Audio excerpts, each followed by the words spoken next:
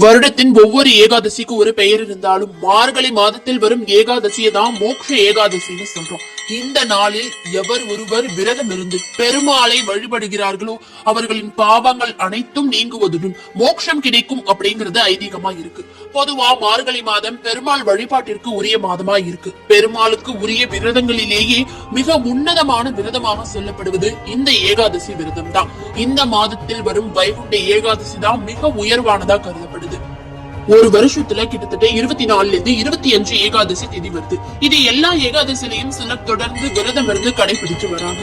ஆனால் இது எல்லாராலையும் முடியாது அப்படிங்கிறதுக்காக தான் வருஷத்துல ஒரே ஒரு முறையாவது மார்கழியில் வரும் வைகுண்ட ஏகாதசியில் விரதம் இருந்தால் வருடம் முழுவதும் ஏகாதசி விரதம் இருந்து பலன் கிடைக்குமா? ஏகாதசி விரதம் பாவங்களை போக்கி பல மடங்கு புண்ணிய பலன்களை அள்ளி தரக்கூடியது. இறுதியாக வைகுண்டத்தில் பெருமாளின் திருவடியில் இடம் அளிக்கக்கூடியது.